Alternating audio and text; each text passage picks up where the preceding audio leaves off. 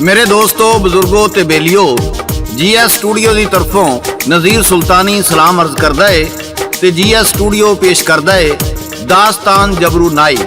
अज असीं इहदा दूसरा हिस्सा पेश कर रहे हैं ते इहदी फरमाइश करदे ने मामू कुजर तो चौधरी जफर हुसैन सबरा। मैं अपने दोस्तां साहबाना का बहुत शुक्रिया अदा करना ਜਿਹੜੇ ਮੇਰੀਆਂ ਦਾਸਾਂ ਨਾ ਸੁਣਦੇ ਨੇ ਤੇ ਨਾਲ ਫਰਮਾਇਸ਼ਾਂ ਵੀ ਕਰਦੇ ਨੇ। ਅੱਜ ਦੇ ਸਾਡੇ ਮਹਿਮਾਨ ਨੇ ਸ਼ੇਖਪੁਰੇ ਤੋਂ ਰਾਣਾ ਬਰਾਰ ਸਾਹਿਬ, ਰਾਣਾ ਜਾਫਰ ਰਾਵਲਪਿੰਡੀ ਤੋਂ 336 ਮਰੋੜ ਤੋਂ ਅਕਬਰ ਸਾਹਿਬ, ਲਾਹੌਰ ਤੋਂ ਸ਼ਾਹ ਮਮੂਦ ਤੇ ਬਾਬਾ ਲਾਲ ਸਾਹਿਬ, ਆਸ਼ਿਕ ਭੱਟੀ ਬਾਵਲਪੁਰ ਹੱਕਾਂ ਵਾਲੀ ਤੋਂ ਉਸ ਦੇ ਨਾਲ ਫਰਮਾਇਸ਼ ਕਰਦੇ ਨੇ ਅੱਲਾ ਰੱਖਾ ਰਾਜਪੂਤ मुजफ्फरगढ़ तो। मेरे दोस्तों असी पहले हिस्से विच दस्या सी भाई जबरू जदों निज़ाम लोहार दे ग्रुप विच जा रलिया ते उदों पंजाब दे इस हिस्से विच सूद ते ब्याज दा बड़ा कारोबार सी। कई साहूकार खतरी सूद दा कारोबार करदे सन। जबरू दे इस ग्रुप ने इन्हां सूदखोरां दे खिलाफ कार्रवाई करन दा इरादा कर लिया ते सूदखोरां दे घरां विच डाके मार के उन्हां दा माल लुट के लिया के हकदारां ते गरीबां विच वंड दिता। इस दौरान कम्मा मान जिहड़ा अपने रिश्तेदारां दे विआह ते गया सी किसे ने मुखबरी करके गिरफ्तार करवा दिता। जदों इस गल दी खबर जबरू ते निज़ाम नूं होई ते उन्हां ने कम्मे मान नूं छुड़ाउण वास्ते जेल ते हमला कर दिता। जेल तोड़ के कम्मे मान दे नाल नाल होर भी कई बेगुनाहां नूं आज़ाद करवाया। इस तरह कई मफरूर ते मजबूर कैदी इन्हां दे ग्रुप विच रल गए ते फिर इन्हां ने एक थाने ते जाके हमला किया ते पुलिस वालियां दियां वर्दियां ला लियांदियां। नाजरी भट्टी आखन लगा 6 महीने हो गए ने मेरे यारां नूं बीकानेर दी जेल विच कैद होयां नूं। इत्थे हुण पुलिसां साडा पिछा करनगियां। माझे नूं कुछ दिनां वास्ते छड्ड दईए ते बीकानेर जाने आ ते जाके नाले बीकानेर दे राजे नूं लुटने आ ते नाले अपने यारां नूं छड़ा के लियाउने आ। उन्हां पुलिस दियां वर्दियां पा लईआं ते सुलेमान की हेड दे कोलों हुंदे होए बहावल नगर चले गए ते जाके बीकानेर दे बार्डर ते बह गए। बीकानेर दे राजे दा बाडीगार्ड जिहदा नां सूबा सी वो बड़ा जवान सी ते ज़िरा बकर पा के मैदान विच आउंदा सी। ओनू तनत नाल चिराग माछी कहण लगा ये जनानी साडा मुकाबला करेगी। ओदा मुकाबला करन लई कम्मा मान छवि लैके गया ते फिर की होया सादक पट्टी पेश करदा है। लाला जी रिकॉर्ड करते ने ते दास्तान लिखते ने शायर नज़ीर सुल्तानी। थाने उत्ते हमला करके वर्दियां खोल आए मेरे यार छड़ाओ जाके नजरी आख सुनाए। बैके घोड़ियां उत्ते सारे वल बार्डर दे आए आके उन्हां बार्डर उत्ते डेरे यारो लाए। उन्हां शेर जवाना उत्ते टप्पी सी फिर वाड़ बीकानेर दे राजे दा सी सूबा बाडीगार्ड। करन मुकाबला सूबा सिंह जी आया उन्हां नाल आओ विच मैदान ते कहंदा कढ के वड्डी गाल। कहन लगा चिराग सी ओनू तू जनानी केड़ी कोई भी मर्द नहीं इत्थे रहिंदा लड़न तू आई जेड़ी।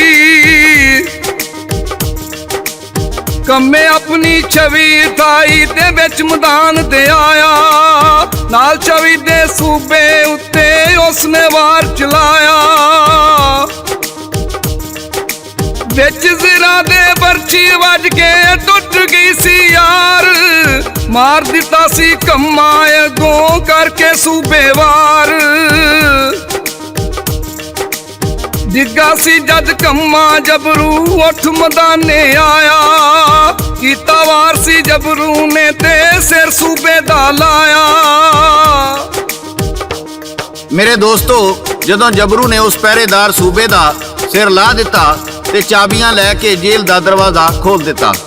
अपने यारां दे नाल नाल सारे कैदी छुड़ा लए ते डाका मार के बीकानेर दे राजे नूं लुट लिया। इस डकैती तो बाद हिंदुस्तान दे राजे धड़कन लग पे ते उन्हां ने हिफाजती इंतजामात सख्त कर दिते।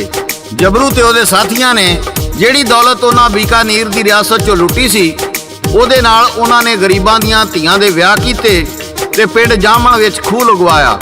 ਇਹ ਖੂਹ ਅੱਜ ਵੀ ਮੌਜੂਦ ਏ ਤੇ ਰਾਹੀ ਮੁਸਾਫਰ ਉਹਦਾ ਪਾਣੀ ਪੀਂਦੇ ਨੇ। ਨਿਜ਼ਾਮ ਲੋਹਾਰ ਦੇ ਪਿੰਡ ਦੇ ਬਾਹਰ ਇੱਕ ਸਰਾਂ ਬਣਾਈ ਜਿੱਥੇ ਮੁਸਾਫਰ ਆਰਾਮ ਕਰਦੇ ਸਨ।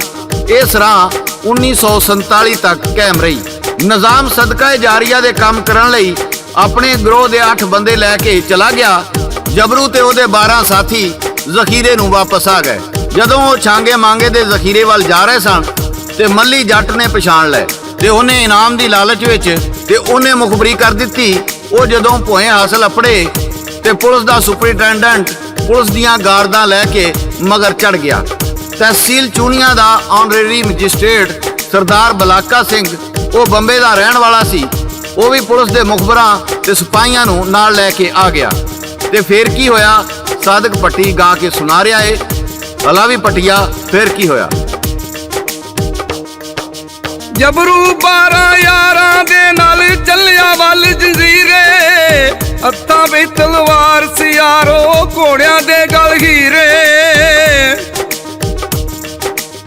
ਮੱਲੀ ਜੱਟ ਨੇ ਵੇਖਿਆ ਜਾਂਦਾ ਕੀਤੀ ਜਾਂਚ ਤਰਾਈ, ਇਸੇ ਕਾਰਨ ਉਹਨਾਂ ਪਿੱਛੇ ਪੁਲਿਸ ਦੀ ਗਾਰਦ ਆਈ।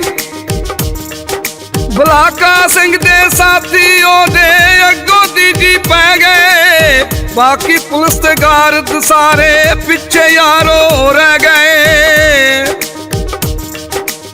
ਫੂਲਾ ਸਿੰਘ ਸਿਪਾਹੀ ਨੇ ਜੀ ਗੋਲੀ ਫਿਰ ਚਲਾਈ, ਦੇਵਾ ਮਾਨ ਸੀ ਜ਼ਖਮੀ ਹੋਇਆ ਕੰਮੇ ਮਾਨ ਦਾ ਭਾਈ।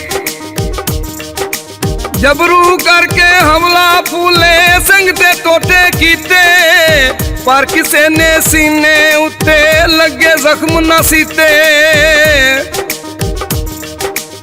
ਕੁੰਮੇ ਸਿੰਘ ਤੇ ਜਬਰੂ ਫਿਰ ਕੀਤੀ ਯਾਰ ਚੜਾਈ, ਬਲਾਕਾ ਸਿੰਘ ਦੀ ਮੌਤ ਵੀ ਯਾਰੋ ਇਹਨਾਂ ਹੱਥੋਂ ਆਈ। ਟੋਟੇ ਵੇਖ ਬਲਾਕਾ ਸਿੰਘ ਦੇ ਥਾਣੇਦਾਰ ਵੀ ਦੌੜਾ, ਨਸਿਆ ਉਹ ਤੋਂ ਪੂਛਲ ਚੁੱਕ ਕੇ ਲੈ ਕੇ ਆਪਣਾ ਘੋੜਾ। ਭੋਲਾ ਤੇ ਚਿਰਾਗ ਦੋਆਂ ਨੇ ਪਿੱਛਾ ਉਹਦਾ ਕੀਤਾ, ਭੱਜ ਗਿਆ ਬੰਦੂਕ ਛੱਡ ਕੇ ਪਾਣੀ ਵੀ ਨਾ ਪੀਤਾ। ਸਾਰੇ ਯਾਰ ਸੀ ਇੱਕ ਦੂਜੇ ਦੀ ਦਿਲ ਦੀ ਧੜਕਣ ਵਾਂਗੂ, ਕਿਸੇ ਨੂੰ ਕੋਈ ਛਡਾ ਨਾ ਸਕਿਆ ਸ਼ੇਰਾਂ ਦੇ ਬਈ ਸਾਂਗੋ। ਇੱਕ ਦੂਜੇ ਤੋਂ ਜਾਨਾਂ ਵਾਰਨ ਸਾਥ ਕਦੀ ਨਾ ਛੱਡਣ, ਜਿਹੜਾ ਆਵੇ ਦੁਸ਼ਮਣ ਪਿੱਛੇ ਉਹਦੀ ਜਾਣੇ ਕੱਢਣ। ਮੌਤ ਦੇ ਨਾਲੇ ਖੇਡਾਂ ਖੇਡਣ ਜ਼ਰਾ ਵੀ ਨਾ ਸ਼ਰਮਾਵਾਂ, ਕੰਧਾਂ ਦੇ ਨਾਲ ਕੰਧਾਂ ਜੋੜਨ ਇੱਕ ਦੂਜੇ ਨੂੰ ਬਚਾਵਾਂ।